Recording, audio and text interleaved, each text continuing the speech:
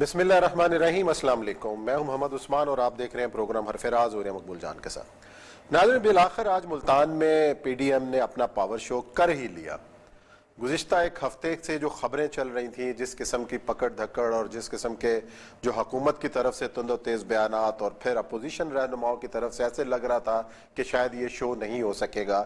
Corona S O Ps کی بات ہو رہی تھی، کرونا کے حوالے سے ہم صوبائی وزراء کی بھی وہ ہم دیکھ رہے تھے پریس کانفرنسز کے جلسہ نہیں ہونے دیا جائے گا، اور جنہوں نے تالے توڑے ہیں اور ان کی ٹانگیں توڑ دی جائیں گی، اس قسم کے بیانات تھے۔ لیکن بالآخر آج رکاوٹیں ہٹا دی گئیں اور جلسہ ہو گیا، اور اس جلسے کی خاص بات جو تھی وہ آصفہ بھٹو زرداری کی انٹری تھی۔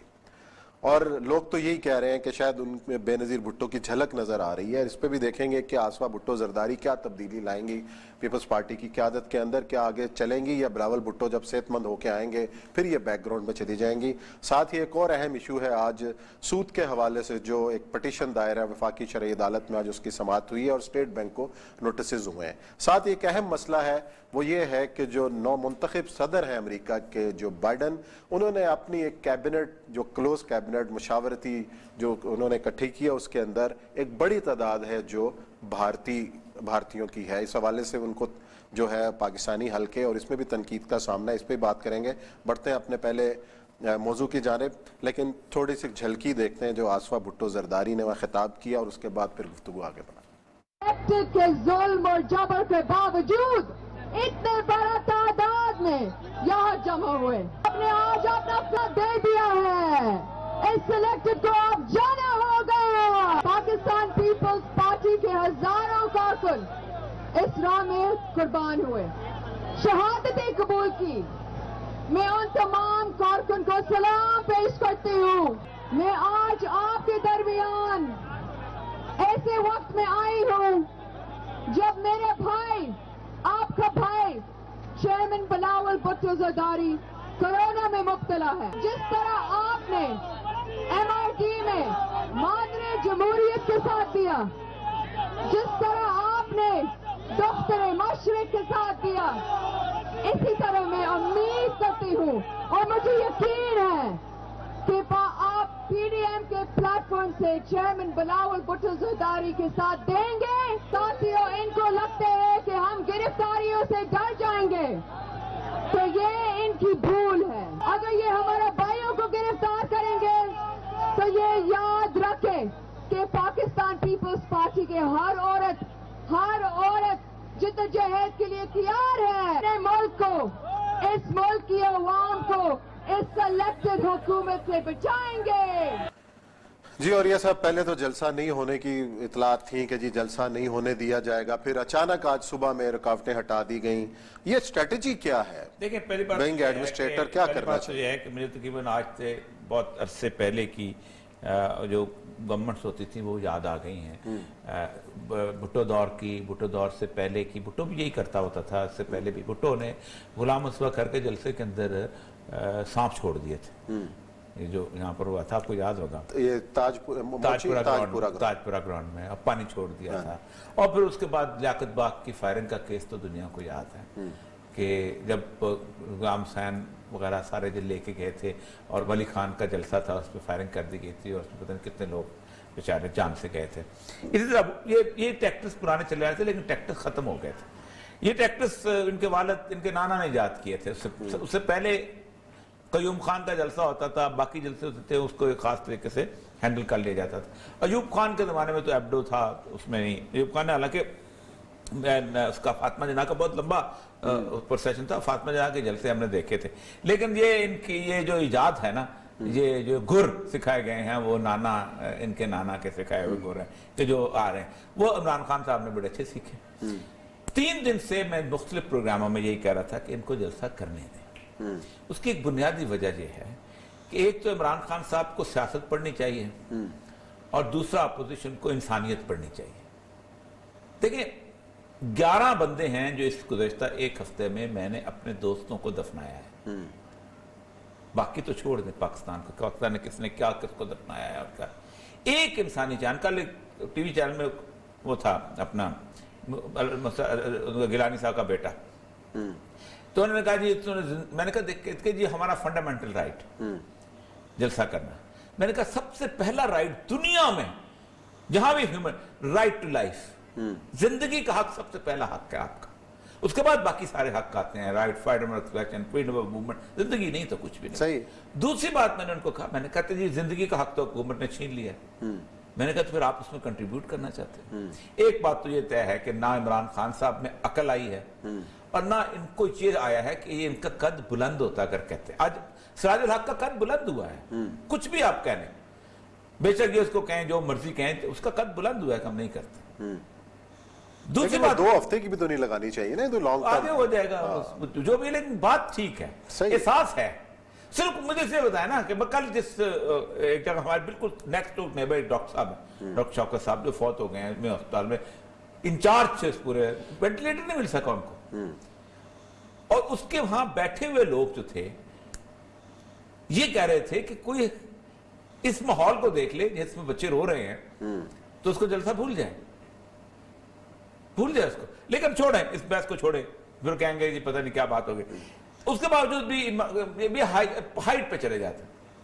اب آتے ہیں بے نظیر کی اس کے اوپر آصفہ زرداری انٹری پہ، جس وقت بلاول کے بعد جس وقت یہ لوگ گفتگو کر رہے ہوتے ہیں تو یہ مادر جمہوریت کا نام لیتے ہیں، اور مادر جمہوریت جو تھی وہ ان کی والدہ محترمہ کے خلاف جلوس نکال رہی تھی، پتہ آپ کو؟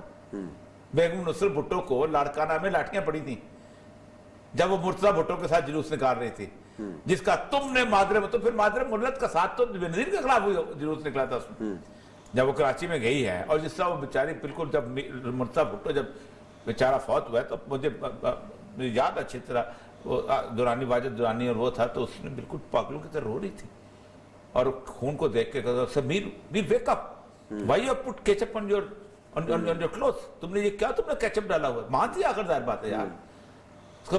اچھا جو مرضی کہہ لو لیکن آپ پرائم منسٹر، آج آپ عمران خان کو کہتے ہیں آپ پرائم منسٹر، تو اس وقت تو آپ پرائم منسٹر تھے اور ایوری باڈی نوز کہ کیا صورتحال تھی، اس کو ویسے نہیں بنا.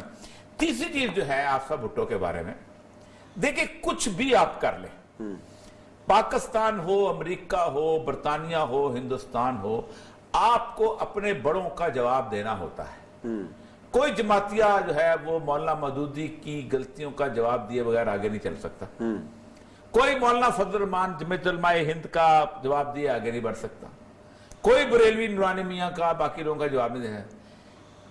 بے نظیر کو ایک کلین، اگرچہ کہ وہ سیاسی طور پہ ایڈوکیٹ تھا لیکن ایک کلین باپ ملا تھا جس کے اوپر انگلی نہیں اٹھائی جا سکتی تھی کہ یہ کرپٹ ہے. ذوالفقار علی بھٹو. ان کو پہلے اپنے باپ کا جواب دینا پڑے کہ کیوں آصف زرداری کا نام نہیں لیا جاتا، پاکستان کا صدر رہا ہے، ان کا باپ ہے، کسی جلسے میں اس بیچارے کا نام لیا جاتا ہے کہ آپ نے مرد حر کو اور اس کا ساتھ دیا تھا، کیوں نہیں لیا جاتا؟ کیونکہ جب آپ نام لیں گے تو آپ کو اس کا جواب دینا پڑے گا. تو اصل مسئلہ یہ ہے کہ ہم نے جو امیدیں لگائیں، میں بے نظیر کا جلوس ان آنکھوں سے، گناہگار آنکھوں سے دیکھا ہے.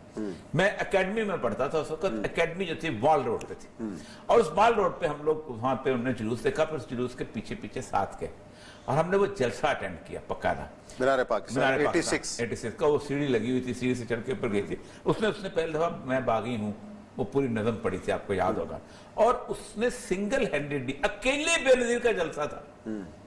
اکیلی آصفہ پنجاب میں جلسہ نہیں کر سکتی اس طرح کا جس طرح کو اس کی ماں نے کیا تھا. سوچ میں پیپل پارٹی نہیں کر سکتی، بلاول نہیں کر سکتا، تو ان کو پتا ہے، ان کی اوقات پتا ہے. سندھ میں بھی وہ کراچی شہر میں نہیں کر سکتے، سندھ سے بدے لانے پڑتے ہیں. تو ایک بات تو یہ ہے کہ انہوں نے ایک جلسہ کر کے اگر وہ طاقت کا شو آف دکھا دیا ہے، ویل اینڈ گڈ. یہ 14 انچ کی جو سکرین ہے نا، یہ بڑی جلدی لوگوں کو بھول جاتی ہے، بہت جلدی بہت جلدی. میں آپ کو بتاؤں بے نظیر کا ایک، میں آپ کو واقعہ سنا دوں، بریک کا کہہ رہے ہیں کہ بے نظیر 1 سال جلوسے کرنے کے بعد تھک کے بیٹھ گئے. اچھا. اور اس نے کسی نے کہا کہ تم کسی اس کو دکھاؤ، وہ بنگلہ دیش میں ایک آدمی ہوتا ہے وہ ہاتھ دیکھتا ہے، تو بنگلہ دیش میں چلی گئی. بنگلہ دیش میں جا کے اس نے ہاتھ دیکھی تو اس نے کہا کہ جب بہار کے پھول کھلیں گے تو تم وزیر اعظم پاکستان ہوگی. اچھا. یہ اس نے کہا، یعنی اس کے بعد آپ کو پتا ہے اگست کے اندر وہ ختم، جب بہار کے پھول کھلیں گے تو تم اس کے بعد پاکستان میں ہوگی. تو اس نے یہ نہیں پوچھا کہ کب، کیسے، کس طرح. انہوں نے کہا ان دا پریزنس آف دس مین، ضیاء الحق کی موجودگی میں. اور بابا چپ کر گیا، کہتا ہے یہ مجھ سے نہ پوچھو. کیونکہ یہ وہ اس کا مسئلہ ہے.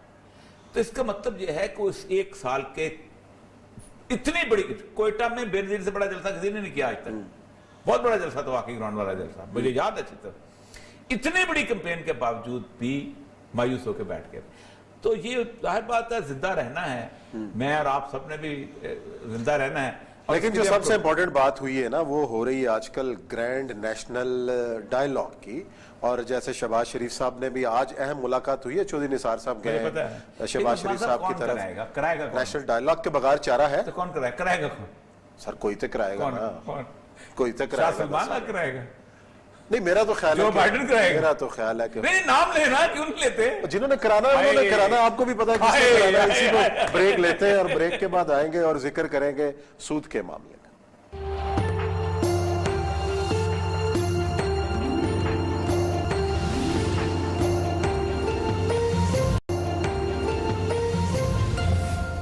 جی ناظرین, پروگرام میں ایک بار پھر خوش آمدید. آج وفاقی شرعی عدالت نے حرمت سود کے حوالے سے جو پٹیشن تھی اس کی دوبارہ سماعت کی, اور اسٹیٹ بینک کو جو 16 نکات پر مشتمل سوال نامہ بھجوایا ہے. یہ پٹیشن کب ہوئی, کس نے کی, اور یہ جو مختلف سطحوں سے گزر کے جو آج دوبارہ اگلی پیر تک کی ڈیٹ پڑی ہے, یہ تمام تر جو اس کی ہسٹری ہے, اور یہ صاحب یہ کس نے انیشیٹو لیا تھا اور اس میں اور کون کون لوگ شامل تھے؟ یہ تو بالکل آخر کی بات ہے. اصل جو میں پوری کہانی جو ظلم کی کہانی ہے نا اس سارے معاملے میں سنا دوں. ضیاء الحق پہلے چھوڑ دیتے ہیں, بہت سارا کام اس پہلے بھی ہو گیا تھا.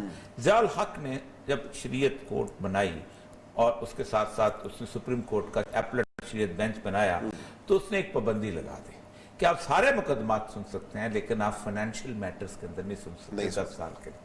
یعنی کوئی بندہ سود کے خلاف, بینکنگ کے خلاف نہ آئے. تو پابندی جو ہے لوگ انتظار کرتے رہے کیونکہ باقی چل رہے تھے, کیس چلتے کرے. جیسے وہ 10 سال ختم ہوئے تو لوگوں نے فوراً 8-10 بلکہ 88 کی 89 اپیلیں تھیں وہ اکٹھی جو ہے شامل ہو گئے. اس پہ شریعت کورٹ کے جو جج تھے انہوں نے شریعت کورٹ نے ایک فیصلہ دے دیا سود کے حق میں, اور سود کے حق میں جو فیصلہ دیا کہ یہ سود, اور ساتھ ہی مورد دی کہ جہاں پہ اس کو آپ اپنا نافذ کریں. نواز شریف کی حکومت تھی اس وقت. نواز شریف فوراً اس کے خلاف سپریم کورٹ میں اپیل میں چلے گئے کہ یہ ایسا نہ کریں. نواز شریف جب اپیل میں گئے تو اس کے بعد ہوا یہ کہ انہوں نے بینچ بننے نہیں دیا. کبھی ایک مولوی ہوتا, کبھی یہ کبھی یہ. اس کے بعد جب 99 میں نواز شریف غائب ہوا, لیکن اس کے بعد جب چلا گیا تو بیچ میں 1-2 مہینے کی جو مہلت تھی بڑی کمال ہوئی ہے. اس کے اندر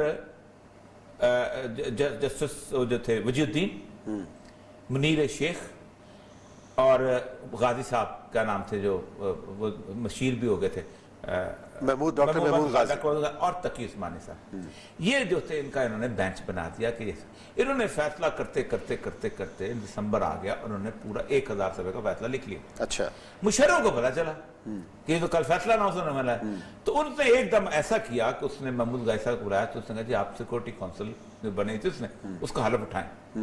تو غازی صاحب نے کہا کہ ٹھیک ہے, وہ بیچارے سادہ آدمی تھے, انہوں نے حلف اٹھا لیا. اگلے دن جو صبح وہ پہنچے وہاں پر تو انہوں نے کہا آپ جج تو رہ نہیں سکتے, اب تو ختم ہو گئے. انہوں نے کہا میں بیک ڈیٹ میں نہیں ہوتا. پھر انہوں نے دوبارہ قانون کھولا تو اس میں لکھا ہوا تھا آئین میں میکسیمم آف دا 2.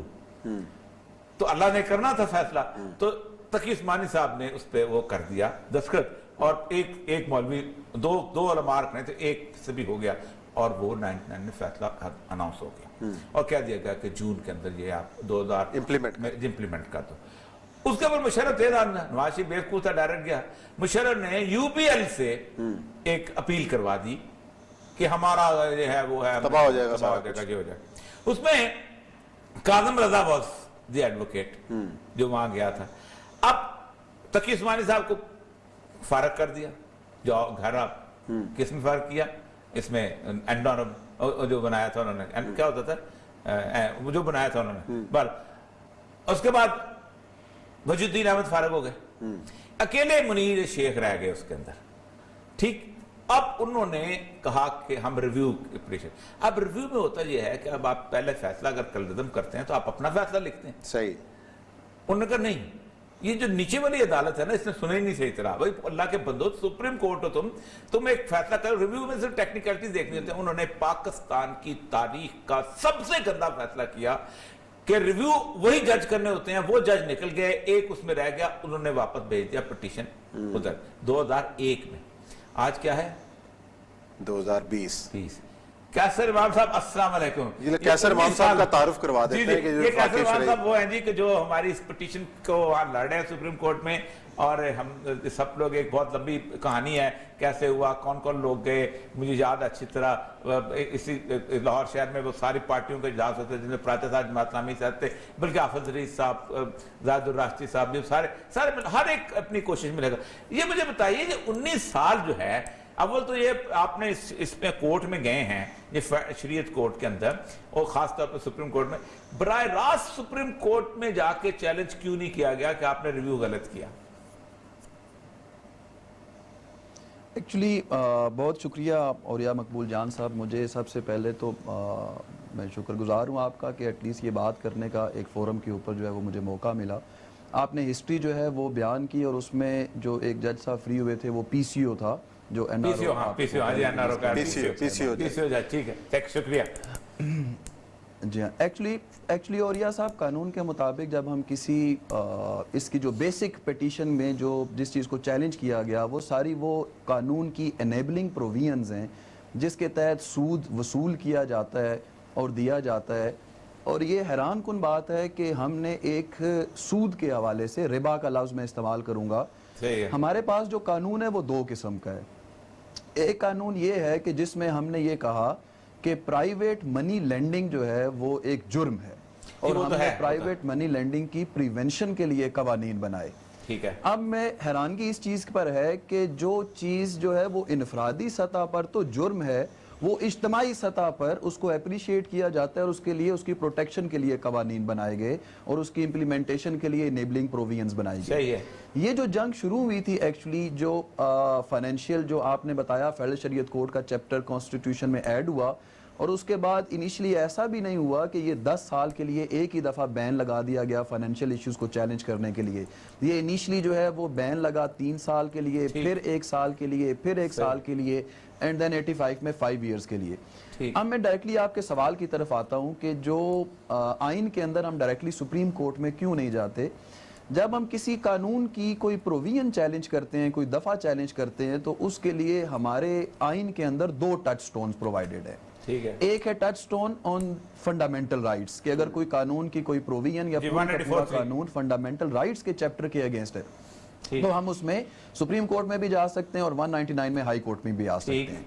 लेकिन जब टच स्टोन इस्लामिक प्रोविजंस हैं कि कोई ऐसा कानून है जो इस्लाम के खिलाफ है, इंजंक्शंस ऑफ इस्लाम, तो उसमें फिर हम हाई कोर्ट या सुप्रीम कोर्ट में डायरेक्टली नहीं जा सकते। उसके लिए फोरम शरीयत कोर्ट है जिसमें उसके यहाँ सिर्फ सवाल ये है, मैं बिल्कुल समझ गया, मैं जरा लोगों को टेक्निकल 1999 का जो फैसला है इतना तफसील, उसके ऊपर एक इंतहाई किस्म का उन्होंने वापस भेजा उसको, क्या वो जो वापस ये भेजा गया शरीयत कोर्ट, क्या वो 19 साल गुजरने में जो अब तक शरीयत को 19 नहीं तो चलो 18 लगा ले, शरीयत कोर्ट ने उसमें कोई हेयरिंग कुछ किया? जो आपको याद होगा कि एक अरशाद हसन खान का था ना चीफ जस्टिस, बिल्कुल उनका किया था फैसला। जी बिल्कुल ऐसा। ये आज अब हमने शरीयत कोर्ट में आर्गू किया तो हमारा मेन कंसर्न जो जज साहिबान के सामने था, बेंच के सामने था, वो ये था कि सर ये मैं एक पॉइंट के ऊपर अभी इस बेंच के सामने 5वीं दफा आर्गू करूंगा। ठीक है। तो हम ये चाहते थे कि आपने जो डिसाइड करना है बेंच ने, वो काइंडली आप कंसेक्टिव जल्दी हियरिंग्स फिक्स करके इसको डिसाइड करें। और उसमें एक बड़ा खूबसूरत एक लफ्ज़ जो है वो इस्तेमाल किया गया कि ये 18 साल में हुआ सिर्फ इतना है कि एक फाइल जो है वो सड़क दरमियान वाली कॉन्स्टिट्यूशनल एवेन्यू क्रॉस करके सामने वाली इमारत से इस इमारत में पहुंच गई है। इसके अलावा कोई प्रोग्रेस नहीं हुई। ऑल दो हियरिंग्स हुई लेकिन उसमें कोई प्रोग्रेस नहीं हुई। लेकिन हम बड़ा अच्छा एक्सपेक्ट कर रहे हैं कि जो आज की हियरिंग थी उसमें उन्होंने जो स्टेट बैंक के काउंसिल है उन्हें कहा कि जो क्वेश्चनर है उसका जवाब दें। और चूंकि सुप्रीम कोर्ट के अंदर शरीयत अपीलेट बेंच के अंदर उनका ये पॉइंट था कि ये जुरिस्डिक्शन फेडरल शरीयत कोर्ट की नहीं बनती, तो उन्होंने कहा कि आप नेक्स्ट मंडे को इसके ऊपर आर्गूमेंट्स करें और अगर रिबर्टल में दूसरी पार्टी ने कुछ कहना होगा तो then we will proceed further. अच्छा मुझे बताइएगा दूसरी पार्टी में we are going to have it weekly. दूसरी पार्टी में यूबीएल है या गवर्नमेंट ऑफ पाकिस्तान इस वक्त उसमें है आपके मुकाबले पे? एक्चुअली इसमें औरिया साहब होता यह है कि जब आप किसी प्रोविजन को चैलेंज करते हैं शरीयत कोर्ट में इस्लामिक इंजंक्शंस के टच स्टोन पे, तो उसमें आपने फेडरेशन اور پروونسز کو ضرور پارٹی بنانا ہوتا ہے. لیکن سرپرائزنگلی ایسا ہے اس وقت جو پوزیشن ہے اس میں فیڈریشن اور پروونسز نے سٹیٹمنٹ دے دی کہ ہم جورسڈکشن شریعت کورٹ کی تسلیم کرتے ہیں. صرف اسٹیٹ بینک جو ہیں وہ یہ کہتے ہیں کہ شریعت جو ہے شریعت کورٹ. اچھا یہ بتائیے گا کہ آج اسٹیٹ بینک کو جو انہوں نے سوال نامہ پیش کیا اس کا ایک تو جو وہ بتا دیجیے گا سوال نامہ کیا دیا ہے, کیونکہ یہ 14 سوال جو ہے نا یہ میں کافی عرصے سے سنتا آ رہا ہوں, ایک دم ہم نے پروگرام بھی کیا تھا, یہ وہی ان کے دماغ میں گھسے ہوئے ہیں. وہ پبلک کو بتا دیجیے کہ یہ کیا فراڈ ہو رہا ہے اس قسم کے سوالات کا, اور یہ بھی بتا دیجیے گا آج جو بینچ تشکیل دیا جو بہت بڑی کامیابی آپ کو ملی ہے وہ کون کون لوگ ہیں وہ بینچ میں, اور وہ بھی بہت بڑی بات ہے کیونکہ پہلے تو بینچ ہی تشکیل نہیں ہو رہا تھا. اصل میں اب جو بینچ تشکیل ہوا اس میں جو سب سے بڑی سکسیس یہ ہے کہ پہلے جو بینچ تشکیل ہوتا تھا وہ 5 ممبر ہوتا تھا. تو جب وہ بینچ میں سے کوئی ایک جج صاحب جو ہے وہ ریٹائر ہوتے تھے یا اپنی مدت ان کی پوری ہوتی تھی تو اس کے بعد پھر بینچ جو ہے وہ کانسٹیٹیوٹ ہونے میں اور پھر وہ ہم زیرو پہ آ کے نئے سرے سے اس کو آرگو کرتے تھے. لیکن ابھی جو بینچ کانسٹیٹیوٹ ہوا اس میں ایک تو 3 ممبر بینچ ہے ٹھیک ہے, اور اس میں چیف صاحب خود بیٹھے ہیں, بلوچستان سے نور صاحب بیٹھے ہیں, اور ہمارے ڈاکٹر سید انور شاہ صاحب بیٹھے ہیں, and they all are very learned ججز. ہوپ فلی کہ وہ اس پوری چیز کو اپریشیٹ کریں گے جو 1990 سے ایک لیٹیگیشن میں ایک چیز ہے اس چیز کو. دوسرا جو کویسچنئر کا آپ کا کویسچن ہے میں اس میں یہ ایڈ کرتا چلوں کہ یہ کویسچن جو ہے چونکہ پروپوزیشن ایسی ہے کہ جو for the last approximately 1400 years بھی میں نہیں کہوں گا, اس سے پہلے پہ سے بھی ایک سیٹلڈ پروپوزیشن چلی آ رہی ہے. تو کویسچنئر کے جو سوالات ہیں وہ شاید ان کے الفاظ تو بدل جاتے ہیں لیکن ان نٹ شیل وہ جو سوال نامہ ہوتا ہے اس میں سوال نامے کے اندر یہ ہوتا ہے کہ جی یہاں تعریف کیا ہے سود کی, ٹرانزیکشنز میں آتا ہے, اور جو جی بالکل وہی والے سوال جو چلے آ رہے ہیں. لیکن میں یہاں پہ جی بالکل ایک میں یہاں پر ایڈ کرتا چلوں کہ اس دفعہ ہم ایک لیگلی بھی اور جو ایک چونکہ جنرل ایک عام کامن مین کی یہ پروپوزیشن ہے ان کا ایک مسئلہ ہے, تو ہم اس دفعہ یہ لے کے چلے ہیں کہ چونکہ ہمارے آئین کے اندر جو لفظ استعمال ہوا 38F کے اندر وہ ہے ربا کا, تو ہم اس دفعہ عدالت کو اس طرح لے کے چلے ہیں کہ آپ سود کو یا لفظ انٹرسٹ کو چھوڑ دیجئے. ٹھیک, let's go for definition of word ربا جو ہمیں ملے گی اسلامک لٹریچر کے اندر اور اسلامک فقہ کے اندر اور جو ہمارے پورا ہمارے پاس قرآن اور سنت کا وہ ہے. تو لفظ ربا کو اگر ہم ڈیفائن کر دیں گے تو ہمیں پھر ضرورت نہیں پڑے گی کہ ہم باقی ٹرمز کو کہ جو ٹرانسلیشنز ہیں جی جو سپریم کورٹ کا فیصلہ ہے جو اس سے پہلے استعمال کر سکے, سپریم کورٹ کا فیصلہ ہے جو فیڈرل شریعت کورٹ کا فیصلہ ہے اس میں تو ربا کو بہت ڈیفائن کر دیا گیا ہے, اور انہوں نے کہا ہے کہ یہ بینکنگ کا جو سود ہے بیسیکلی ربا کے اندر آتا ہے اور یہ بڑا تفصیل سے ڈیفائن ہوا ہے. جی بالکل یہ بات درست ہے, ہم اس کو بالکل نیرو ڈاؤن رکھنا چاہتے ہیں تاکہ ہمارا یہ جو کیس ہے ہم یہ سمجھتے ہیں کہ جو انیشیل شریعت کورٹ کی ججمنٹ ہے اور جو شریعت اپیلیٹ بینچ کا فیصلہ ہے جو خلیل الرحمان خان صاحب نے لکھا, اللہ تعالیٰ برکات اپنی نازل کرے ان پہ, وہ جی ہاں انہوں نے جو فیصلہ لکھا وہ فیصلہ اس ٹائم فیلڈ میں ایز اے جوڈیشل ڈیسیژن تو نہیں ہے, وہ ریمٹ ہو گیا واپس شریعت کورٹ میں, لیکن وہ بیسٹ لٹریچر ہے ابھی تک کا سارا کمپائل ہوا اس کے اوپر, کیونکہ انہوں نے ریفر کی بہت ساری بکس. اب انہوں نے جب ریفر کیا جی ہاں ریفر کیا تو ایگزیکٹلی ان ورڈز کے ساتھ ریفر کیا, تو کوئی بھی بندہ جو سمجھنا چاہتا ہے ربا کے پورے کانسیپٹ کو وہ اس ججمنٹ کو اس لٹریچر پڑھ لے گا تو need not to argued before ہم ایک پوری پروپوزیشن. ان کا نام بھول گیا تھا میں, خلیل الرحمان صاحب, اللہ اکبر کیا زبردست آدمی تھے ماشاءاللہ. جی ہاں, وہ واقعی انہوں نے بڑی زبردست ججمنٹ لکھی تھی, اور اس میں جو تقی عثمانی صاحب کی ججمنٹ ہے جو فیڈرل شریعت والی وہ بھی بہت اچھی ہے. یہ بتائیے کتنی امید رکھتے ہیں آپ اگلے سوموار کو؟ انشاءاللہ میں حاضری دوں گا جی آپ کے پاس, آپ کے جوتے اٹھانے کے لیے حاضر ہوں گا انشاءاللہ, تو آپ بتائیے گا کہ کتنی امید رکھتے ہیں؟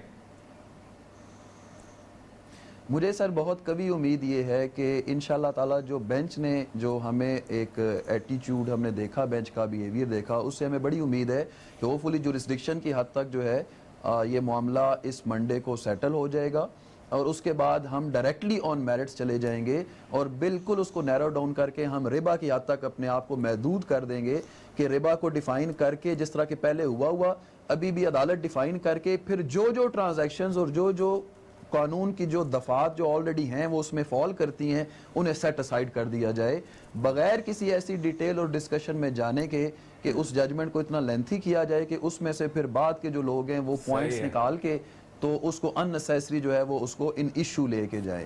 سو جو شریعت کورٹ کا ڈومین ہے میں سمجھتا ہوں وہ بھی یہ ہے کہ وہ صرف چیک کرے کہ اسلامک انجنکشنز کے مطابق ایک قانون یا اس کی دفعہ ہے یا نہیں ہے. اس سے بیونڈ بھی جانا میں ذاتی طور پہ یہ سمجھتا ہوں اور ہمارے کلائنٹس بھی یہ سمجھتے ہیں کہ اس کے اوپر سجیشنز جو ہیں وہ اس دور میں مناسب بھی نہیں ہوں گی, کیونکہ 1991 کا جو ڈیسیژن تھا اس سے ہم کراس کر کے now we are after 30 years, اور اب پریکٹیکلی وہ جو اس وقت ایک اکیڈیمک ڈسکشن تھی وہ پریکٹیکلی ان فیلڈ آ چکی ہے. ہماری 27% اکانومی شفٹ ہو چکی ہے اسلامک.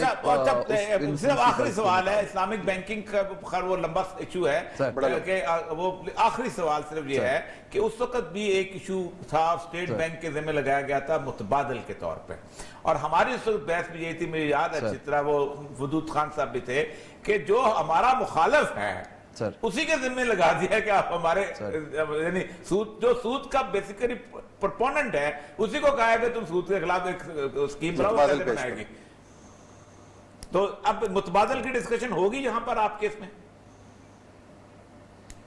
سر میں یہ سمجھتا ہوں کہ ہمیں متبادل, میں ذاتی طور پہ یہ سمجھتا ہوں اور میرا پوائنٹ بھی یہ ہے کہ متبادل کی ڈسکشن دیکھیں شریعت کورٹ کا کام نہیں ہے آلٹرنیٹ. نہیں ہے, ٹھیک ہے, صحیح ہے. اگر شریعت کورٹ آلٹرنیٹ دے گی, جی ہاں, شریعت کورٹ کی ڈومین یہ ہے کہ صرف یہ دیکھنا کہ آیا اسلامک انجنکشنز کے مطابق ایک قانون موجود رہنا چاہیے یا نہیں رہنا چاہیے, اس کو سٹرائک ڈاؤن کرنا چاہیے کہ نہیں کرنا چاہیے. جی شکریہ بہت بیکاز پھر ایک بہت بڑا لٹریچر اور ایک پلیتھورا اوپن ہو جائے گا اس. جی بالکل ٹھیک, بہت شکریہ کیسر صاحب, بڑی تفصیل سے آپ نے آج کی سماعت کا ذکر کیا. جو بنیادی چیز ہے نا وہ یہی ہے, اس وقت یہ بحث میں ڈال دیا تھا کہ متبادل کیا ہے, اور ودود صاحب جو تھے اور ان لوگوں نے باقاعدہ 10 مختلف قسم شیخ محمود صاحب کے سود کے متبادل پیش کیے تھے. اسی دفعہ بھی جب ہم نے کہا تھا یہ متبادل, اب یہ فیصلہ تو ہو جائے گا, سپریم کورٹ پھنسائے گی کہاں پر کہ متبادل. اب وہ اسلامک بینکنگ کا ایشو چلے گا, اسلام بینک واقعی اسلامک ہے کہ نہیں ہے, یہ شفٹ جو ہو گیا 37% نے کس قسم کی ہے. مسئلہ سمجھ ہے کہ ایک دفعہ اس کو سپریم کورٹ کے, میں تو آج بھی اس پہ کہ جلدی فیصلہ ہو تاکہ وہ should go to supreme court. اور یہ ہمارے پاکستان کے ٹی وی چینل کچھ شرم کریں, یہ کانسٹیٹیوشنل بحث نہیں ہے, یہ اللہ اس کے رسول کے خلاف جنگ کی بحث ہے. کانسٹیٹیوشن میں بھی 38 ایف میں کانسٹیٹیوشن موجود ہے. چلا جی یہاں بریک لیتے ہیں, بریک کے بعد آئیں گے اور ذکر کریں گے جو بائیڈن کی جو متوقع کابینہ ہے اس کے اندر کیا کیا ہونے والا ہے, اس پہ کریں گے بات.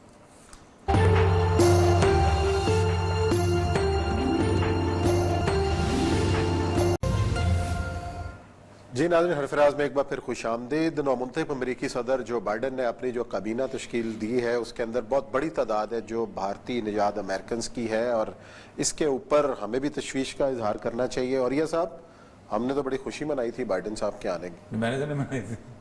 میں تو آج بھی سمجھتا ہوں کہ کینیڈی کے بعد ٹرمپ ایک ایسا آدمی آیا تھا کہ جس نے امریکہ کی اس پوری کی پوری اسٹیبلش کے مقابلے, دیکھو جو اسٹیبلشمنٹ امریکی کے خلاف ہے ہم اس کو بہتر سمجھتے ہیں کہ ٹھیک ہے, اور طالبان بھی کر دیتے کہ پہلا آدمی ملا ہے کہ جو منافق نہیں ہے, کھل کے بات کرتا ہے, جو ہے سارا کوئی, باقی تو کہتے کچھ تھے کرتے کچھ تھے, لیکن نہیں ہے بس ٹھیک نہیں رہنے. اب دیکھیں نا وہ پیٹتا رہا ہے کہ کورونا کی ویکسین جو لے آؤ, ایف ڈی اے ان کے کنٹرول میں تھی, جیسے ہی وہ نکلا ہے ویکسین باہر آ گئی ہے, کیونکہ اس نے اس کو ہروانا تھا, انہوں نے بارہ نہیں ہو, ابھی بھی پھٹا ہے جو بھی ہے, لیکن اس کے اندر یہ اس کی پوری جو کیبنٹ ہے, یہ کیبنٹ کی بات نہیں ہے.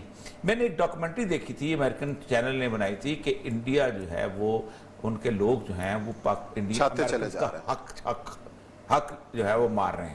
ہر انڈین جو ہے وہ بڑی بڑی کمپنی کا جو ہیڈ بنا ہوا ہے, اور کہ وہ آتے ہیں ہمارے سے پڑھتے ہیں, ہمارے رہتے ہیں اور ہمیں رول کرتے ہیں. اب دیکھیں اس میں جو بندے آپ دیکھیں, یہ جو ارن مجنودر ہے, یہ جو شخص ہے یہ U S national academy of engineering سے بندہ آیا ہوا ہے, اور یہ اس کا جو ہے سائنس اینڈ ٹیکنالوجی کا اس کے اندر مشیر بنا ہوا ہے. اچھا اس کے بعد آگے دوسرے میں ان کو یہ پنیت تلوار جو ہے, یہ assistant secretary of the state for the political and military affairs, اور یہ اس کے ساتھ لگے گا. پھر اس کے بعد کرن آہوجا ہے, یہ محترمہ جو ہیں یہ ڈیموکریٹ پارٹی میں سے تھیں, یہ براک اوباما کے ساتھ بھی رہی ہیں, اور she became the chief executive of the philanthropy of North West تھیں, لیکن اب یہ یو ایس پرسنل مینجمنٹ میں اس کے ساتھ اس کی ٹیم میں ہوں گی. ایک ویویک مورتی ہے, یہ کووڈ کے اوپر ایڈوائزری بورڈ کا حصہ ہے. ساڑھے بندے کتنے ہیں؟ ایک ساڑھے بندے بلاؤ نا, سیما نندا ہے, ٹھیک ہے, یہ اس کے ساتھ ہے. پھر اس کے بعد یہ اٹل گوانڈی ایڈوائزر और ये टास्क फोर्स का एडवाइजर है। इसके अंदर आप और भी, ये सीमा नंदा है, ये यूएस डिपार्टमेंट ऑफ लेबर में है, ये पनवीत सिंह, ये सिख है, ये नेशनल सिक्योरिटी काउंसिल के अंदर है। उसके बाद ये डॉक्टर राहुल गुप्ता है, officer the national drug control policy है। डॉक्टर मजूमदार है, यूएस डिपार्टमेंट ऑफ एनर्जी के अंदर है। ये वो सारे बाइडेन की टीम है कि जो सारे के सारे, अब ये लोग जो हैं, जाहिर बात है कितना भी आप कर लें, इन्फ्लुएंस तो हो। इमरान खान को हम क्यों रोते हैं कि आपने पाकिस्तान का बंदा ही को नहीं रखा हुआ एडवाइजर, सारे ब्रीफ केस वाले हैं। जिस दिन आप गए तो वो भी गए, आपने यहाँ ज़मान पार्क में आ जाना है, और एक ने, ये क्या गारंटी कि ज़मान पार्क में आना है? किधर जाएगा, वापस चले जाएगा, वापस नहीं जाता। अच्छा, बनी गाला में भी रहेंगे। नहीं अच्छा, और ये सब चले देखते हैं क्या होता है। लेकिन अभी एक बड़ी अफसोसनाक खबर हमें मिली है कि सीनियर कालम निगार सहाफ़ी हमारे अब्दुल कादिर हसन साहब इंतकाल कर गए। बहुत बड़ा नाम, बहुत बड़ा नाम। आप देखें कि अपना अरशाद अहमद हक्कानी साहब के बाद अगर किसी शख्स ने सियासी कालम निगारी की है शुरू में, बिल्कुल, तो अब्दुल कादिर हसन थे। और बेसिकली साफी, वो अब देखें वहां से कहाँ से खुशाब से उठ के आए थे, अहमद काफी साहब के, सोम्स कैसर साहब के देश से थे। और हम उसको कहते होते थे कि इतने लंबे कद वाला आपने कालम कैसे लिख लेते, बड़े मजे के आते। हमने इकट्ठे एक्सप्रेस के अंदर भी, नवाए वक्त के अंदर भी इकट्ठे कॉलम लिखा है। और सबसे मजेदार बात जो अब्दुल कादिर हसन की थी, one of the very few honest people, plot नहीं लिया, किसी जगह कोई सरकार के जहाज़ों में सफ़र नहीं किया। यहाँ होता है कि कॉलम 4 पहले छपते हैं और साथ ही आप जहाज में भी सफ़र कर रहे होते हैं, साथ आपका कॉलम वो भी आया होता है। प्लॉट वंडरफुल पर्सन, क्या बात है। वो नस्ल जो थी ना, वो आहिस्ता आहिस्ता आहिस्ता, अब तो एक शायद रह गए हुए हैं। आज मैं मुस्तफा सादिक साहब को पढ़ा था, वो उनकी बरसी थी, वो उन ज़माने के लोग थे, कमाल के लोग। उनकी नमाज जनाजा जी सुबह 9 बजे जो अल्लाह अकबर मस्जिद है, मस्जिद DHA फेज 1 वहाँ पे एच ब्लॉक मार्केट के सामने। हाँ, बिल्कुल एच ब्लॉक के सामने। अल्लाह ताला उनको गरीक रहमत करे जी। उनकी अत्तर अवान साहब से भी हमारी तज़ियत, उनके तमाम बच्चों से भी जो है। और इसी नोट के साथ नाजरीन अपना प्रोग्राम आज का ख़त्म करते हैं। कल इंशाअल्लाह नए मौज़ूआत के साथ आपकी खिदमत में हाजिर होंगे। अपना ख्याल रखिएगा।